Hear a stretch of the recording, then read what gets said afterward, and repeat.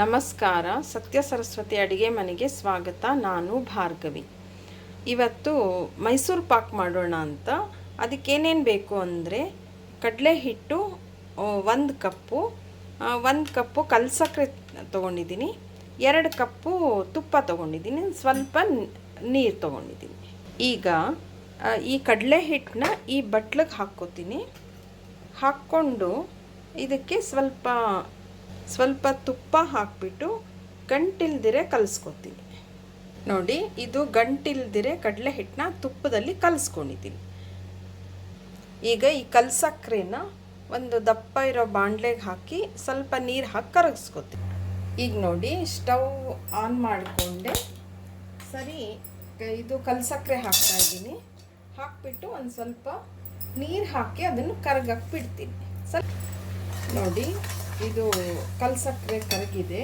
ಇವಾಗ ನಾನು ತುಪ್ಪದಲ್ಲಿ ನಾನು ಕಡಲೆ ಹಿಟ್ಟನ್ನ ಇದು ಮಾಡಿದ್ನಲ್ಲ ಅದನ್ನು ಹಾಕ್ತೀನಿ.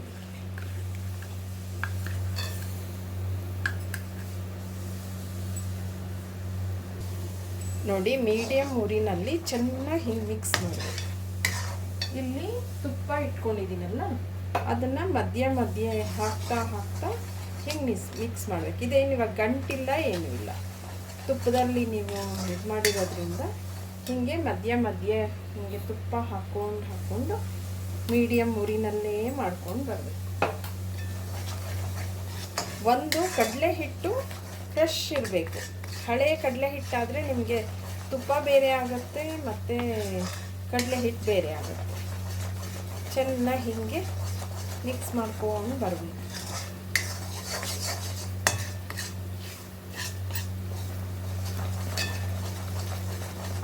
ನಾನಿವತ್ತು ಕಲ್ಸಕ್ರೆನಲ್ಲಿ ಮಾಡ್ತಾ ಇದ್ದೀನಿ.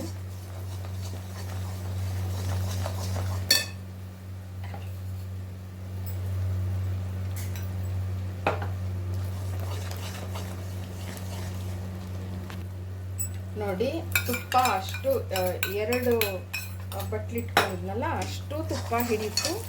ನೋಡಿ, ಈ ಥರ ಆಗಬೇಕು. ಬಾಣಲೆ ಬಿಟ್ಕೊಳ್ತಾ ಬರಬೇಕು. ಆವಾಗ ನೀಟಾಗಿ ಮೈಸೂರು ಪಾಕು ತುಂಬ ಚೆನ್ನಾಗಿದೆ.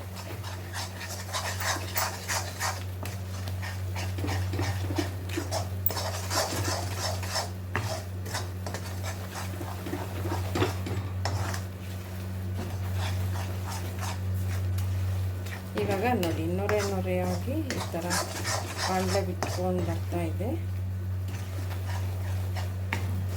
ಇವಾಗ ನಾನು ಆಫ್ ಮಾಡ್ತೀನಿ. ನಾನು ತುಪ್ಪ ಸೌರಿ ಇಟ್ಟಿರೋ ಇದರಲ್ಲಿ ಹಾಕ್ತಾಯಿದ್ದೆ. ಅದನ್ನು ಸೌರಕ್ಕೆಲ್ಲ ಹೋಗಬಾರ್ದು, ಸುಮ್ಮನೆ ಹಿಂಗೆ ಅಂದರೆ ಸಾಕು.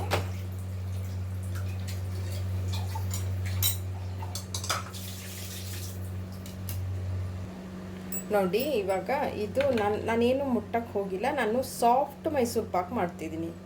ಸರಿ, ಇವಾಗ ನೋಡಿ ನೀಟಾಗಿ ಕಟ್ ಆಗ್ತಿದೆ. ತುಂಬ ಚೆನ್ನಾಗಿ ಬರುತ್ತೆ. ನಿಮಗೆ ಆ ಗಂಟಾಗುತ್ತೆ ಅನ್ನೋ ಇದು ಇಲ್ಲವೇ ಇಲ್ಲ.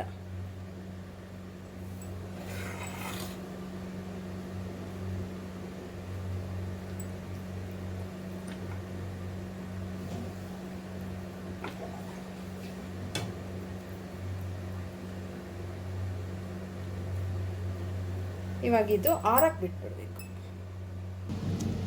ನೋಡಿ, ಮೈಸೂರು ಪಾಕು ರೆಡಿ ಆಯಿತು. ಎಷ್ಟು ಸಾಫ್ಟಾಗಿದೆ ಅಂತ ನೋಡಿ. ನೀಟಾಗಿ ಹೀಗೆ ಇದಾಗುತ್ತೆ, ಮುರಿಯುತ್ತೆ, ಗೂಡಿದೆ. ತುಂಬ ಚೆನ್ನಾಗಿ ಬಂದಿದೆ, ಸಾಫ್ಟಾಗಿ ಬಂದಿದೆ. ಒಂದೇ ಕೈಯಲ್ಲಿ ಇದು ಮಾಡ್ಬೋದು. ನೋಡಿ, ಮೈಸೂರು ಪಾಕ್ ಈಸಿಯಾಗಿ ಗಂಟು ಇಲ್ದಿರೆ ತುಂಬ ಚೆನ್ನಾಗಿ ಬಂದಿದೆ. ನಿಮ್ಮನೆಯಲ್ಲೂ ಈ ಥರ ಮೈಸೂರು ಪಾಕ್ ಮಾಡಿಕೊಂಡು ತಿಂದು ನನಗೆ ತಿಳಿಸಿ. ನನ್ನ ಚಾನಲ್ ಸಬ್ಸ್ಕ್ರೈಬ್ ಮಾಡಿ, ಶೇರ್ ಮಾಡಿ, ಸಪೋರ್ಟ್ ಮಾಡಿ. Thank you.